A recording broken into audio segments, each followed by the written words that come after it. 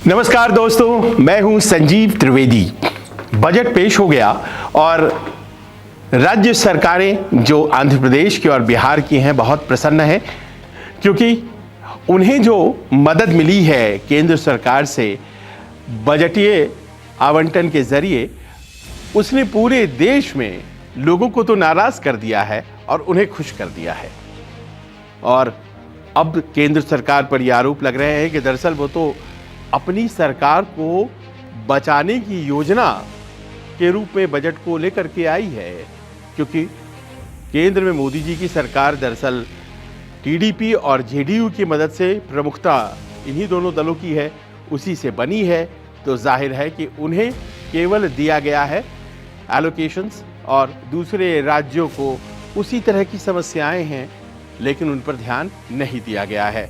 और इसके बाद ये भी अब कहा जा रहा है कि आने वाले दिनों में संसद में जबरदस्त विरोध प्रदर्शन किया जाएगा, जिसकी शुरुआत बुधवार से ही हो जानी है। और विपक्ष घेरेगी सरकार को और कहेगी कि आप ऐसा कैसे कर सकते हैं, आपके जो हित हैं, जो सरोकार हैं, आपकी जो नंबर्स की कमी है लोकसभा में, उनको ध्यान में रखते हुए आप उन्हीं दलों को दे रहे हैं ज़्यादा तवज्जो जिनकी सरकारें राज्यों में चल रही हैं, टीडीपी की चल रही है, जेडीयू की चल रही है, तो फिर हमारा हिस्सा कहाँ है। और जाहिर है कि यहाँ से ये बात बहुत दूर तक जाएगी, क्योंकि 3 राज्यों के चुनाव हैं और तीनों राज्यों का ये कहना है कि हमें तो कुछ भी नहीं मिला है।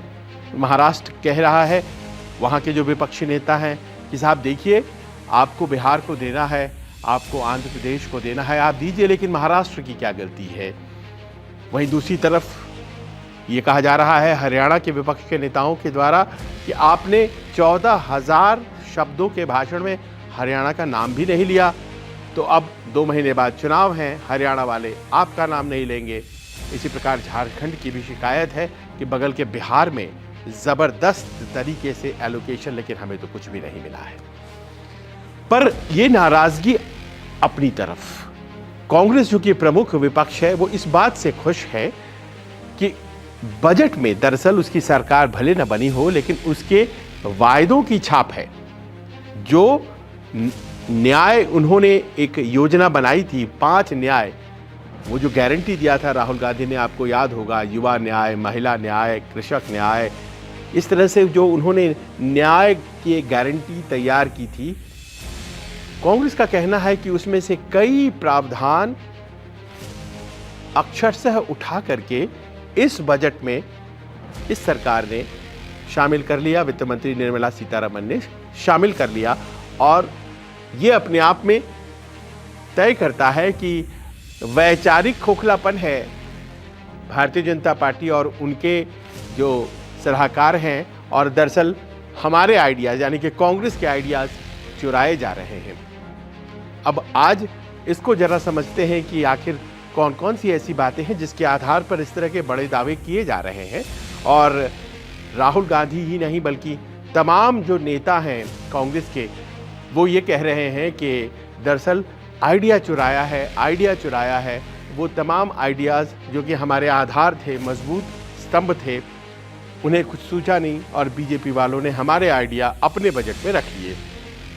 तो शुरुआत की जाए कि कौन कौन से आइडिया हैं जिनके बारे में ये कहा जा रहा है कि वो आइडिया चुरा करके मोदी जी के बजट में रख लिया गया है। कांग्रेस के आइडिया, बजट मोदी सरकार की। सबसे बड़ी बात यह है कि एक शब्द चला था, राहुल गांधी प्रचारों में बोला करते थे, खटाखट खटाखट खटाखट। और वो जब ये बोलते थे तो उसके साथ जो जुड़ी हुई लाइनें होती थी वो ये होती थी कि 8,500 रुपये युवाओं के खाते में जाने लगेंगे, खटाखट खटाखट खटाखट। दरअसल ये था कि कोई भी युवा जो डिग्रीधारी है, जो कॉलेज से निकला है या डिप्लोमा कर रखा है, जिसने, उसके पास एक डिग्री है, तो उसे किसी भी संस्था में काम दिलवाने की जिम्मेदारी जो होगी वो होगी सरकार की, पहली नौकरी पक्की। और उन्होंने कहा था कि जैसे ही वो जाएगा नौकरी पर, 1 लाख रुपए सालाना उसे देने का भी जिम्मा सरकार का होगा, और उसको अगर 12 महीनों में हम बांटे तो वो 8,500 रुपए बनता है।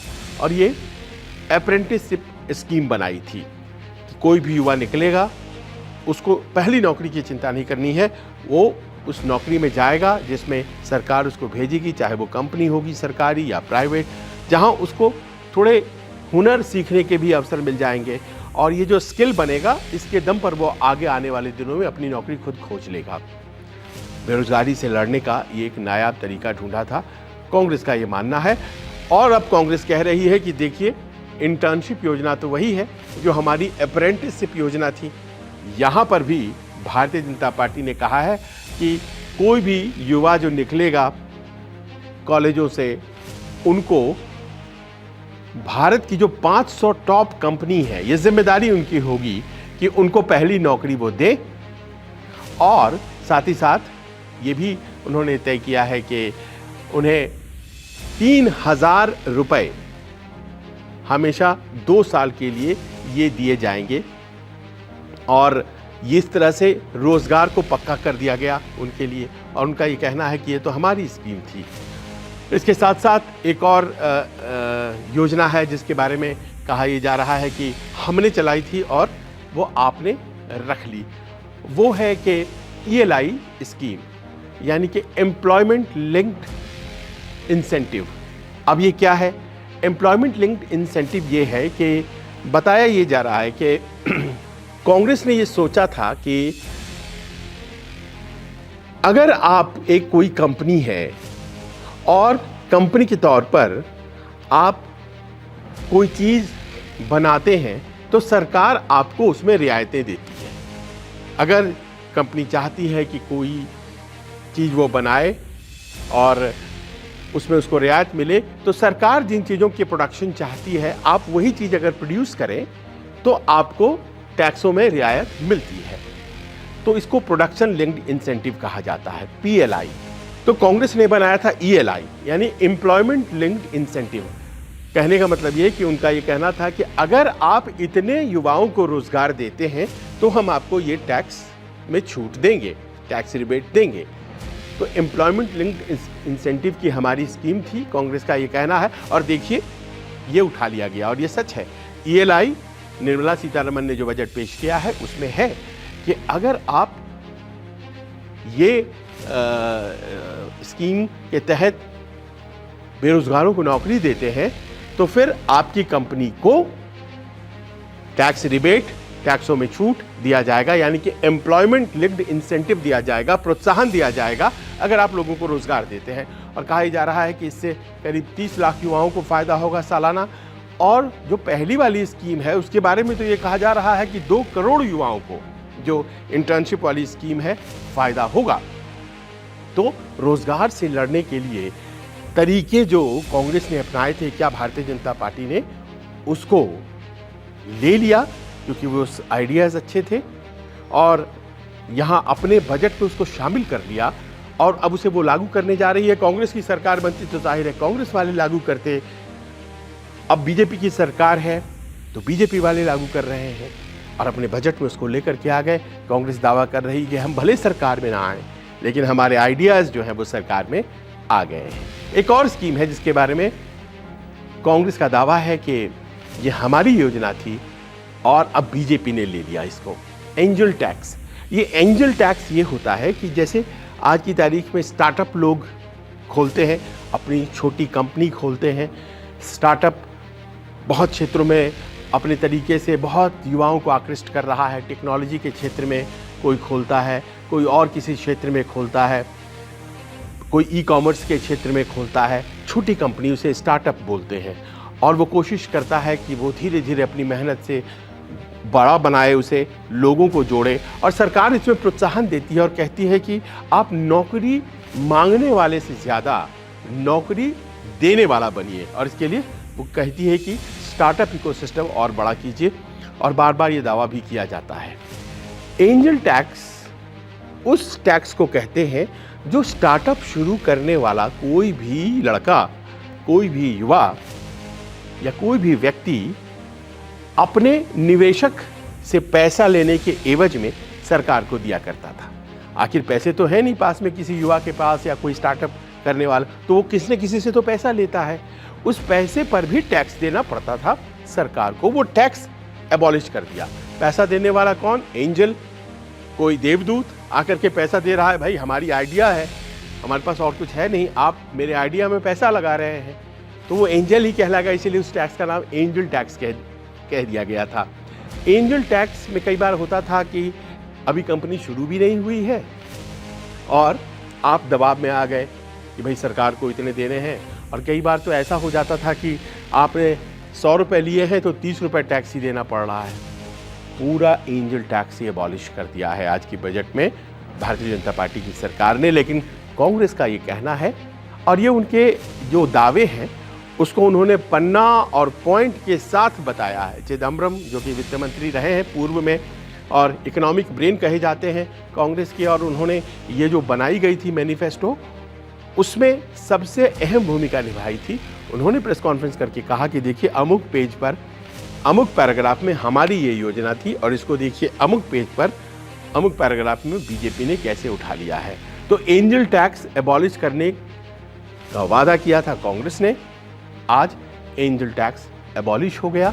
अब स्टार्टअप में पैसा कहीं से लाने वालों को सरकार को टैक्स नहीं देना पड़ेगा। इससे और भी फायदे होंगे, जैसे कि कई बार लोग गलत रास्तों से पैसा ले आते थे, मनी लॉन्ड्रिंग हो जाती थी, क्योंकि दबाव रहता था कि पैसे लाऊंगा और सबसे पहले टैक्स ही देना पड़ जाएगा, तो फिर बिजनेस कैसे खड़ी करूंगा। तो वो कई तरह से पैसे का इंतज़ाम करते थे। अब उन पर भी रोक लग जाएगी। तो ये कोशिश जो है, कहा जा रहा है कि कांग्रेस के आइडियाज़ को लेकर के भारतीय जनता पार्टी बेरोजगारी से लड़ने की कर रही है। हालांकि ये भी कहना है कांग्रेस का कि यही 3 आइडियाज़ लिए भारतीय जनता पार्टी के लोगों ने, वो और ज़्यादा आइडिया लेते तो और ज़्यादा फ़ायदा, बेहतर बजट बनता। उनका ये कहना है कि जो बेरोज़गारी है, इसकी जो गंभीरता है, उस संकट को स्वीकारा नहीं गया है इस बजट में। सबसे बड़ी चुनौती आज की तारीख में अगर देश के सामने है तो वो बेरोज़गारी है। और खुद जो इकोनॉमिक सर्वे यानी कि आर्थिक सर्वेक्षण की रिपोर्ट सोमवार को आई है, उसमें भी कहा गया है कि करीब 80 लाख नौकरियां सालाना इस देश में ज़रूरत है, और इतनी नौकरी पैदा नहीं कर पा रही है सरकार। उसके लिए कुछ तरीके ढूंढने पड़ेंगे। तो जब आप मानते हैं कि इतनी नौकरियों की ज़रूरत है, तो फिर आप उस हिसाब से कदम क्यों नहीं उठा रहे हैं? वैसे कदम बजट में नहीं दिखाई पड़ रहे हैं। नौकरियों के अलावा जो दूसरी सबसे बड़ी बात कही जा रही है वो है महंगाई को लेकर के, और ख़ास तौर पर खाद्य पदार्थों की महंगाई जो अब 9% को पार कर गया है। और ऐसे में जो खाने पीने की चीज़ें महंगी होती जा रही हैं, इसको लेकर के भी कोई प्रावधान बजट में लाया गया है? कांग्रेस का ये कहना है बिल्कुल साफ दिखाई नहीं पड़ रहा है। और ऐसे में अगर फूड इन्फ्लेशन को कैप्चर नहीं किया गया तो आम आदमी बहुत परेशान होगा इससे। दिन ब दिन उसकी सैलरी तो वहीं रह जाती है, लेकिन वो जो ख़रीदारी करने जाता है तो बहुत थोड़ी चीज़ें उसको उतने ही पैसे में प्राप्त होती हैं। और आजकल लोग बाज़ार जाते हैं, कहते हैं 500 रुपये लेके जाते हैं, सब्जी थोड़ी सी आती है। इतनी महंगी सब्जियां हो गई हैं, खाने के साजो सामान इतने महंगे हो गए हैं। तो कांग्रेस का ये कहना है, विपक्ष का ये कहना है कि बाकी आइडियाज़ तो नहीं लिए, लेकिन 3 आइडिया हमारे ले लिए और भी लिया जाना चाहिए। अब देखिए, कल से फिर से इस बात को लेकर के बवाल शुरू होगा कि जो बजट है वो दरअसल सरकार अपने आप को स्थिर और कायम रखने के लिए उसका इस्तेमाल उसने किया है। बड़े बड़े क्षेत्र जो हैं उनको ब्लैकआउट कर दिया गया है। बड़े बड़े क्षेत्रों से ताल्लुक़ है कि वैसे क्षेत्र, वैसे राज्य जो कि भारतीय जनता पार्टी शासित नहीं है, ये दावा किया जा रहा है विपक्ष के द्वारा कि हमें तो ध्यान ही नहीं दिया गया। महाराष्ट्र, बंगाल, हरियाणा, ये तमाम जो राज्य हैं, वहाँ से नेताओं के प्रतिक्रिया, उनकी आवाज़ें साफ सुनाई पड़ रही हैं। और आने वाले दिन बजट सत्र के जो हैं वो इसी तरह से हंगामेदार रहने जा रहे हैं। ये बड़ा स्पष्ट है।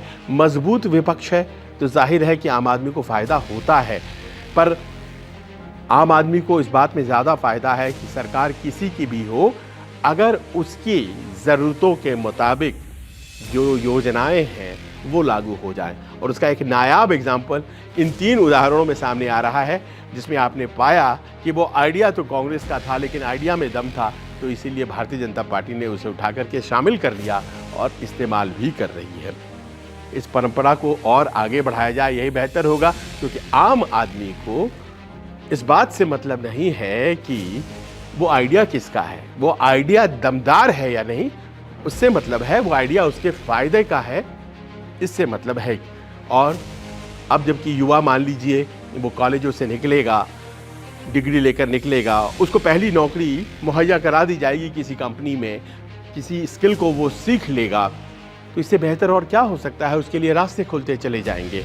एंजल टैक्स अगर एबॉलिश हो गया है, बहुत अच्छी बात है। जो लोग अपनी कंपनी स्टार्टअप खोलना चाहते हैं, छोटी शुरुआत करना चाहते हैं, उनको और ज़्यादा सहूलियत होगी। ये तो अपने आप में बहुत अच्छी बात है। और अगर एम्प्लॉयमेंट लिंक्ड इनिशिएटिव्स मिल रही हैं, यानी कि कोई कंपनी चल रही है, अगर उसने इतने लोगों को नौकरी दी तो उसको टैक्स में छूट, अगर ये बात लागू हो रही है तो इससे बेहतर क्या हो सकता है। बहुत बढ़िया बात है। और जाहिर है कि इस कश्मकश में जो कि आपने लोकसभा के नतीजों को आज अपने आकार लेते हुए देखा है लोकसभा में, जिसमें मजबूत विपक्ष मजबूर कर रहा है सरकार को कि भाई आप हमारे हिसाब से काम करिए। सरकार भी कहीं ना कहीं आंकड़ों को लेकर के थोड़ी मजबूर नज़र आ रही है, और वो एम्प्लॉयमेंट, रोज़गार को कम करने के लिए विपक्ष के ही आइडिया क्यों ना हो उठा करके इस्तेमाल कर रही है। ये सब इसलिए संभव हो पाया है कि इस बार ऐसे नतीजे आए हैं। एक तरफा नतीजे कभी किसी के फ़ायदे के नहीं होते हैं। कैसा लगा आपको ये न्यूज़ वीडियो? आप हमें अपने कमेंट्स के ज़रिए बताइए। आपके कमेंट्स बड़े अच्छे होते हैं इस मायने में कि उनसे बहुत ज़्यादा आइडिया मिलता है कि आप दरअसल क्या सोचते हैं उस विषय के बारे में जिस बारे में हम आपसे बात कर रहे हैं। जाहिर है आपके कमेंट्स का इंतज़ार रहता है। नमस्कार।